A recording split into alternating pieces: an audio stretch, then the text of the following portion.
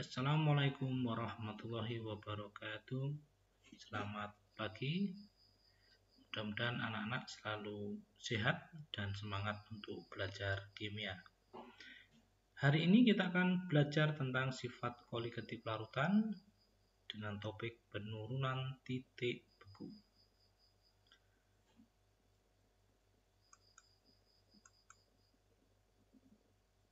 Sebelumnya, anak-anak, kita harus mengenal dulu apa itu titik beku sebelum kita lanjutkan dengan penurunan titik beku.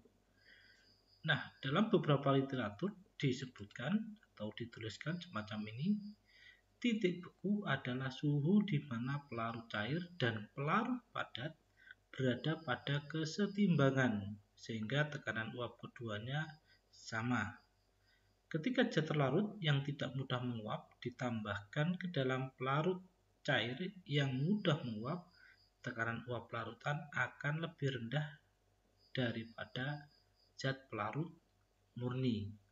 Nah, ini definisinya. Selanjutnya nanti akan kita jelaskan. Nah, seperti ini anak. Ini ada pendingin portable. Anak-anak, ini gambar pendingin portable. Mungkin anak-anak ada yang belum pernah melihat. Ini bentuknya pendingin portable. Kita tahu anak-anak bahwasanya air pelarut yang sering kita jumpai atau umum kita gunakan adalah air. Air itu membeku pada suhu 0 derajat Celcius. Air membeku pada suhu 0 derajat Celcius. Jadi titik beku air pada tekanan 1 atm.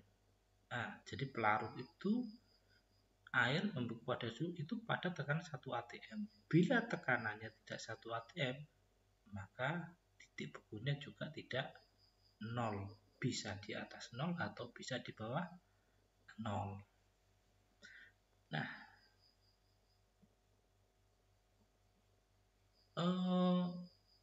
air membeku ini posisinya kalau kita lihat gambar di sini, air membeku itu berupa zat padat. Nah, kenapa air membeku atau strukturnya bagaimana air yang membeku sama air yang dalam keadaan cair? Nah, ini partikelnya semacam ini.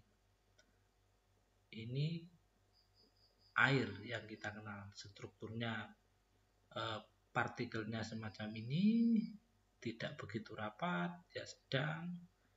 Nah, kalau berupa gas, misalnya air ini kalau kita panaskan, nah partikelnya ini, antar partikel ini jaraknya akan semakin jauh, saling melepaskan diri partikel-partikelnya.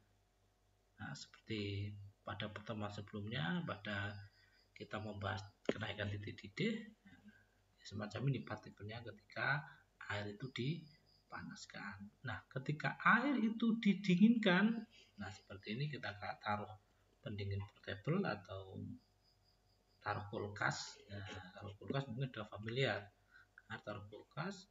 Nah, ini partikel-partikelnya ini yang sebelumnya ini tidak begitu rapat, ini akan saling berdekatan, dan sangat rapat sekali semacam ini, sehingga yang kita tahu bentuknya menjadi es. Jadi air, uap air sama es yaitu sama saja, hanya fasenya saja yang berbeda, hanya strukturnya saja yang berbeda. Kalau pada es, molekul H2O merapat, ini sangat rapat sekali. Nah, kita lihat ini seperti es. Nah, kalau air yang pada umumnya seperti yang kita minum, partikel-partikelnya semacam ini. Ketika menjadi uap air, nah ini jadi partikel-partikelnya saling berjauhan, jadi molekul H2O-nya saling berjauhan. Nanti kalau dalam diagram ini diagram ini yang sangat familiar, yang sering sekali kita temui, kita pelajari di SD, SMP, nah semacam ini.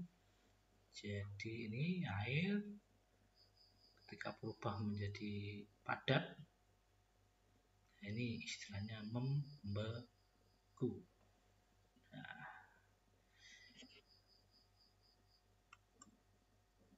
Nah, selanjutnya ini saya mencontohkan ada satu ini larutan atau pelarut. Kita gunakan pelarutnya air. Ini larutan urea. Nah, kita masukkan dua-duanya ke dalam wadah semacam ini. Wadah ini kita kasih es batu dan kita kasih garam. Kenapa garam? Nah, ini untuk menjaga supaya supaya es yang ada di sini ini tidak mudah mencair. Nanti penjelasannya pada materi yang lain.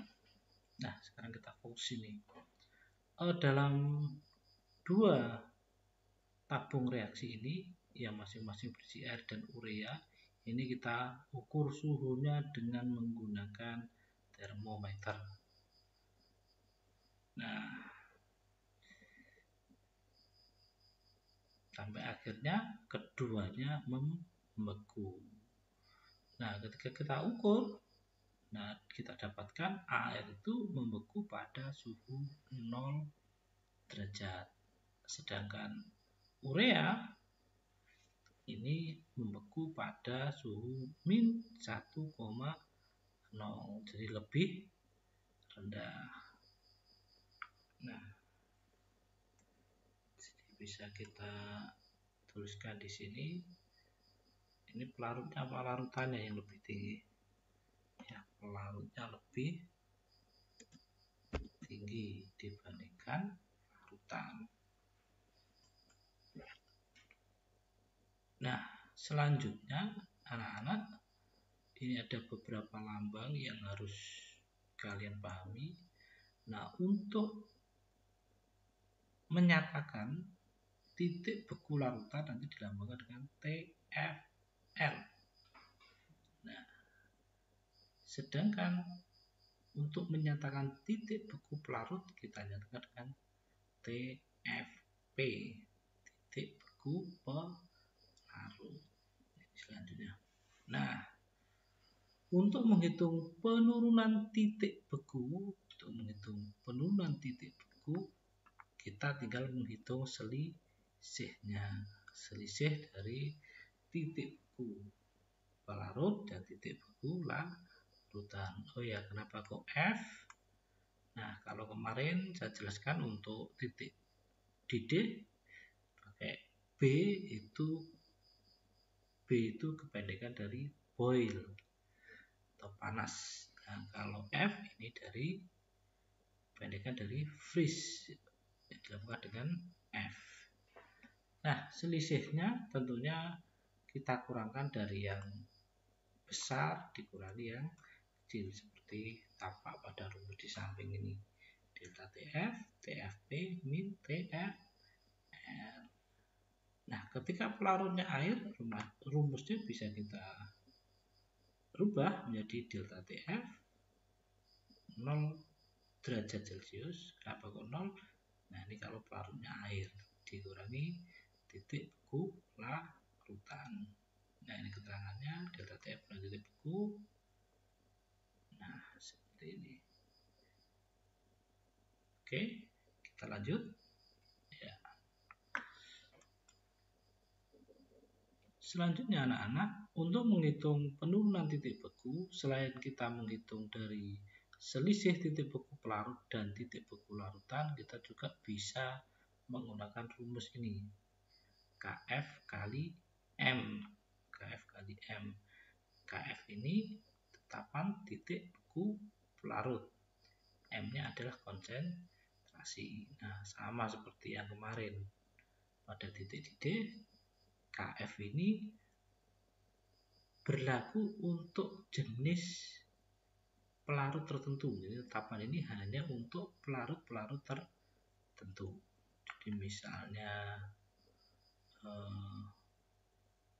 CuNH2, nah, Kb-nya 0,0 0,186.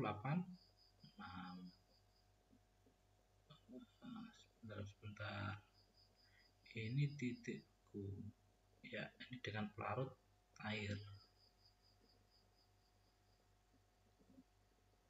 ya, dengan pelarut air. Nah, ini zat terlarut ketika kita masukkan di dalam air.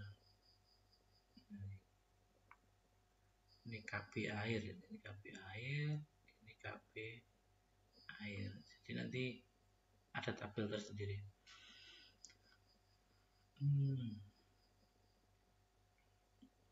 Selanjutnya,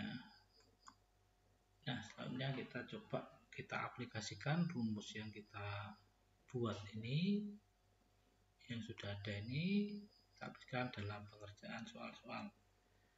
Nah, ada 2 soal sih nanti. Yang pertama, sebanyak 8 gram zat A dilarutkan ke dalam 200 ml air. Jika diketahui tetapkan penurunan titik beku air Kf 1,86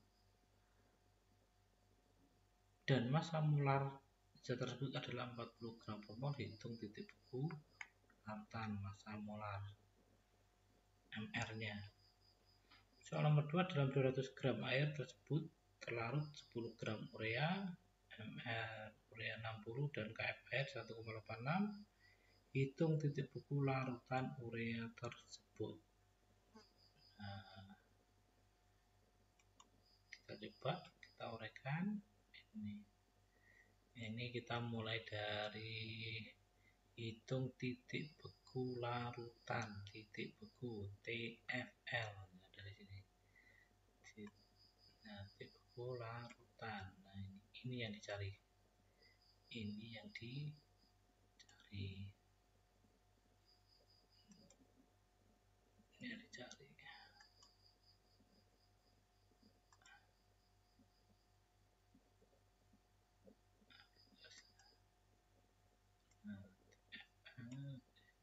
Cari, kita rubah dulu.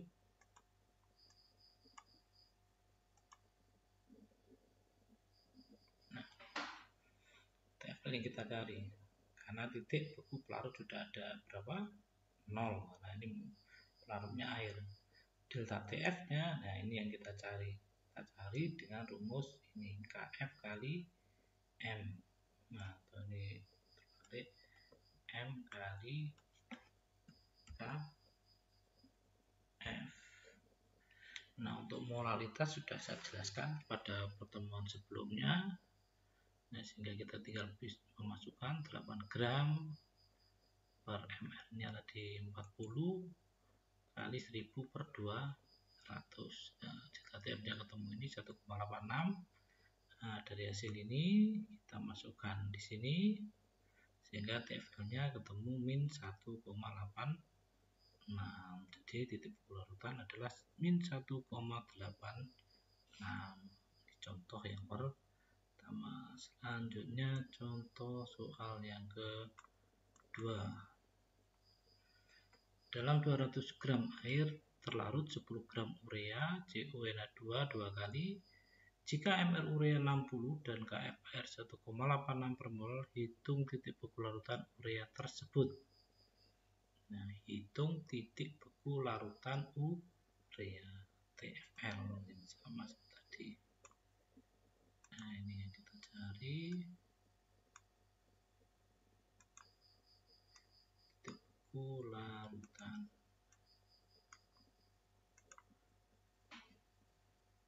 Nah, ini M4 kali Kf sama.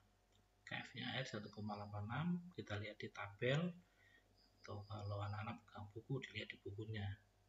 Nah, misalnya 10 per 60 MR 1000 per 200. Pelarutnya ini air, terlarutnya urea. Ketemu delta TF-nya, kita masukkan di sini.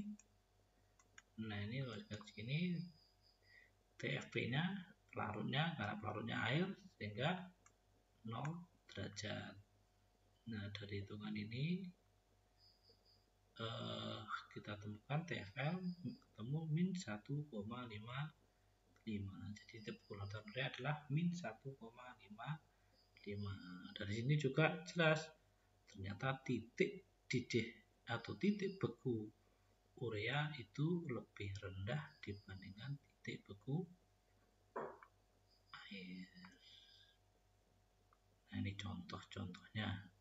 Nanti bisa dicoba di buku yang dimiliki, nah, bisa dikerjakan. Nah, yang terakhir anak-anak, ini coba amati tabel berikut. Kita amati. Nah, apa yang dapat kamu simpulkan? Nah, dari penjelasan saya mulai awal sampai latihan soal, apa yang dapat kita simpulkan? Coba kita perhatikan. Ini rumus urea, dimulai dari besar ke kecil. Nah, apa yang dilihat? Penuh titik bekunya. Jadi titik beku larutannya itu berarti kalau semakin banyak, semakin pekat, semakin banyak zat terlarut yang kita masukkan, titik bekunya bagaimana? Nah, ini menjadi semakin kecil. Jadi semakin banyak zat yang kita masukkan, suhunya semakin rendah untuk membeku. Begitu pula dengan ini gula atau sukrosa. Semakin banyak gula yang kita masukkan, suhunya semakin rendah. Ini. Oke, bisa dipahami anak-anak? Alhamdulillah. Baiklah anak-anak, kita sudah membahas dan mempelajari tentang penurunan titik beku. Nanti pertemuan depan kita bahas dan kita pelajari tentang tekanan osmotik. Sebelum saya akhiri, jangan lupa like dan subscribe. Terima kasih. Saya akhiri. Assalamualaikum warahmatullahi wabarakatuh.